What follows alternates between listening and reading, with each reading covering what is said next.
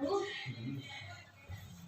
Dewan Juri yang terhormat, perkenalkan nama saya Indah dari Sulawesi Selatan akan memaparkan makalah saya yang berjudul pembuatan tepung singkong dengan berbagai jenis olahannya.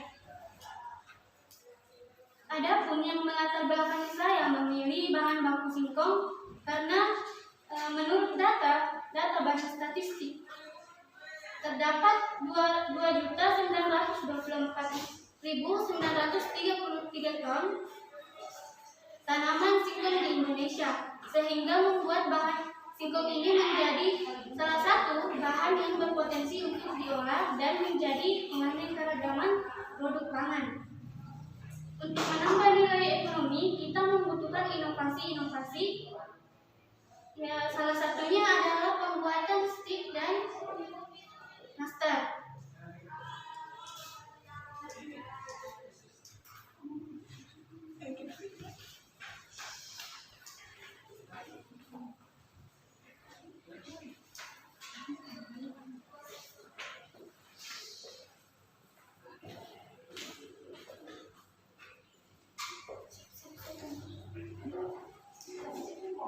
Selanjutnya, adapun tujuan dari makalah ini yaitu untuk mengetahui kandungan dan tingkat kesukaan produk cookies dan stik tepung singkong. Kemudian, untuk mengetahui apakah produk cookies dan stik tepung singkong dapat meningkatkan nilai ekonomis dan menjadi peluang usaha. Adapun manfaatnya yaitu dapat mengetahui kandungan dan tingkat kesukaan produk cookies dan stik tepung singkong. Kemudian dapat mengetahui apakah produk cookies dan stik tepung singkong dapat meningkatkan nilai ekonomis dan menjadi peluang usaha. Selanjutnya adalah landasan teori. Adapun landasan teori di sini adalah tepung singkong. Tepung singkong atau biasa disebut dengan ubi kayu adalah tanaman yang banyak di Indonesia.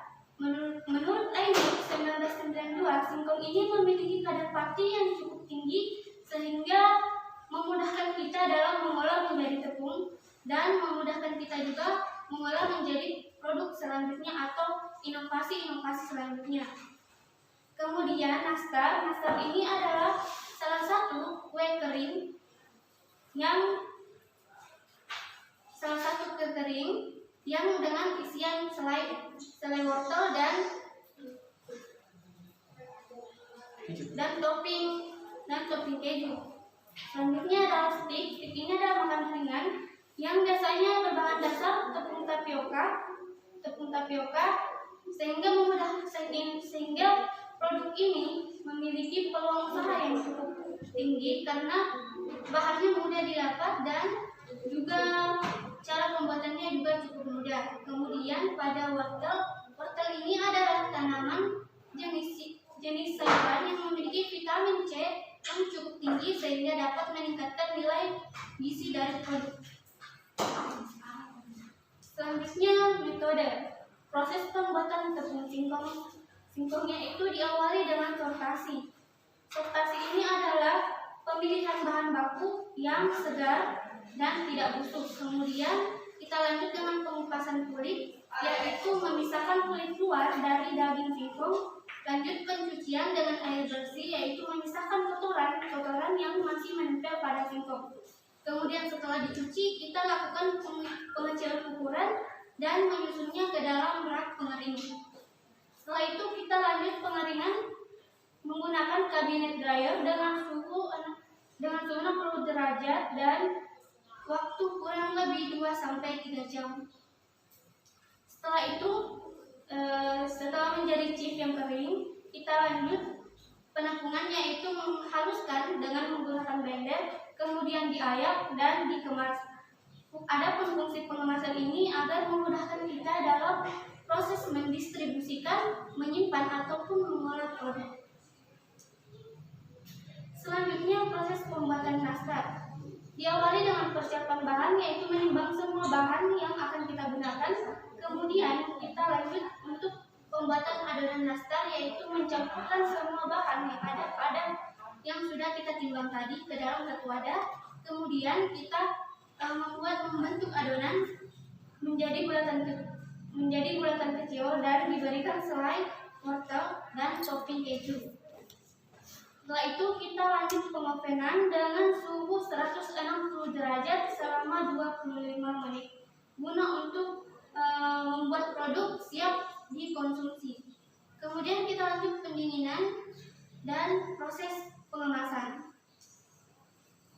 Selanjutnya proses pembuatan stik.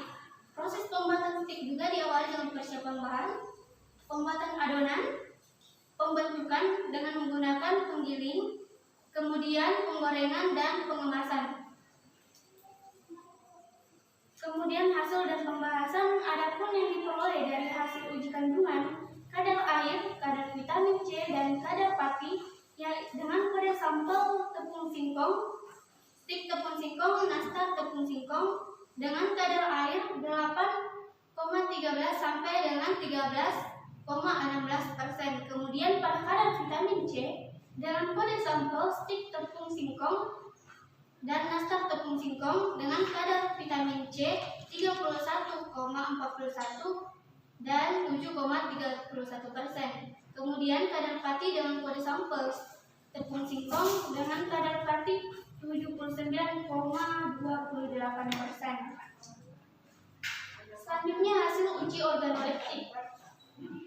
Adapun hasil uji organoleptik dari stik tepung singkong meliputi warna, aroma, rasa, dan tekstur didapatkan hasil 4,5 sampai dengan 4,8. Kemudian pada nastar tepung singkong dihasilkan 4,6 sampai dengan 4,8.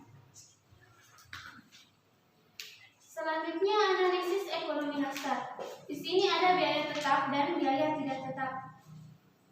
Nah, biaya tidak tetap dikalikan dengan biaya tidak tetap menghasilkan biaya produksi. Kemudian biaya produksinya dikali dengan keuntungan yaitu 30% menghasilkan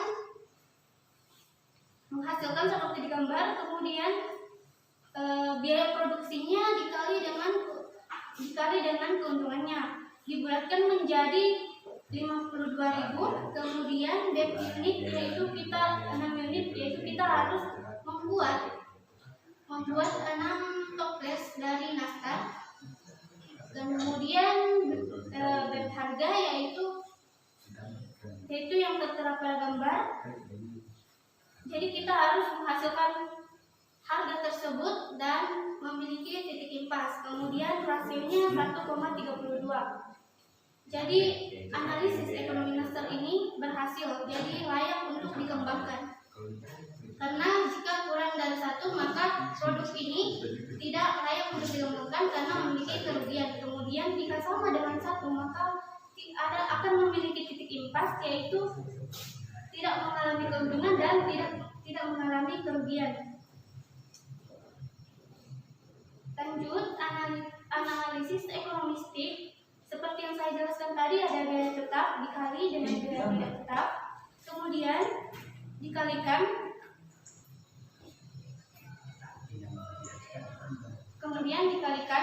seperti yang saya jelaskan tadi. Ada kesimpulan dari makalah ini, yaitu produk nastar dan stik tepung nastar memiliki kandungan vitamin C yang cukup tinggi sehingga nilai gizinya bertambah. Kemudian produk nastar dan stik tepung singkong dapat menjadi peluang usaha karena nastar dan stik sangat digemari oleh mayoritas masyarakat sehingga sangat memudahkan kita dalam proses pengembangan usaha.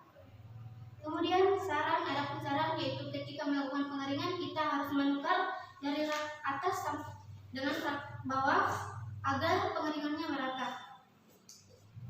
Sekian presentasi dari saya. Jika ada kesalahan kata mohon dimaafkan. Wabillahi taufiq wal hidayah. Wassalamualaikum warahmatullahi wabarakatuh.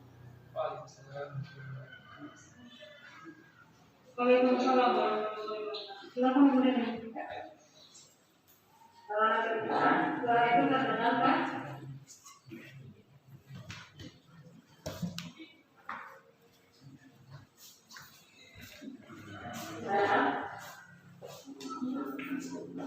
Suara itu terdengarkan.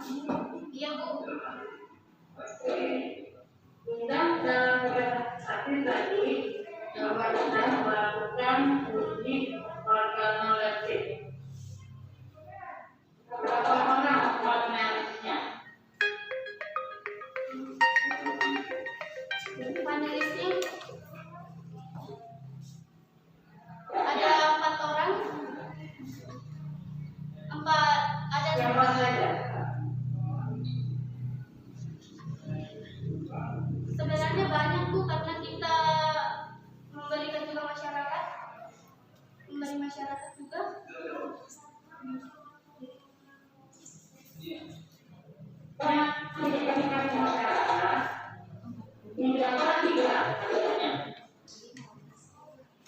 Bisa diulang Bu pertanyaan?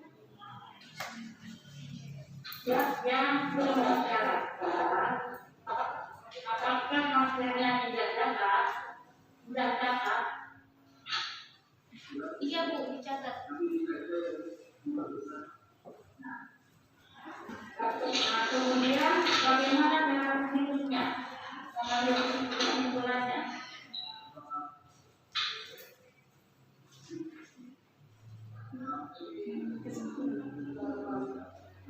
Cara menghitung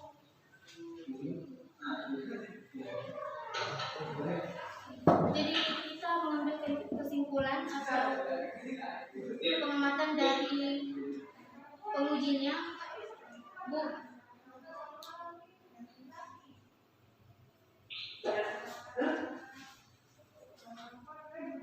Oke, pertanyaannya.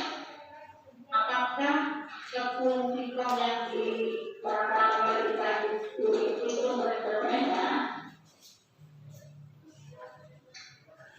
Suaranya kurang jelas Bu.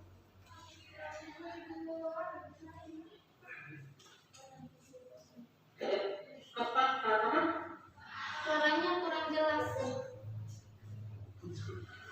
ya Anda menghitung kan?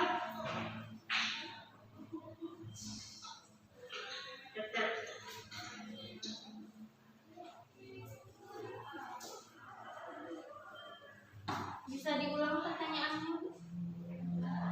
Ya, tidak. Suaranya putus-putus Bu. Dan kalau bagaimana? Perhitungan randomennya Bu. Ya, Indra, randomer. Jadi cara menghitung randomennya itu kita lihat dari awal kita memasukkannya ke dalam kabinet dryer, kemudian ditunggu sekitar 1 jam dan dilihat apakah chipnya ini sudah mengalami proses pengeringan atau tidak. Seperti itu.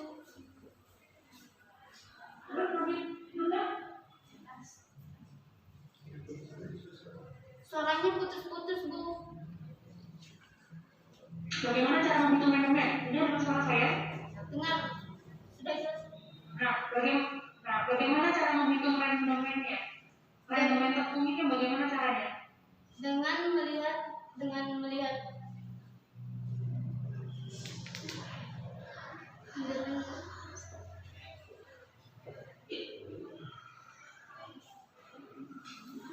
melihat kadar air pada saat dimasukkan ke dalam kabinet dryer dan ditunggu sekitar beberapa jam, kemudian dilihat apakah randomennya, apakah kadar airnya sudah berkurang.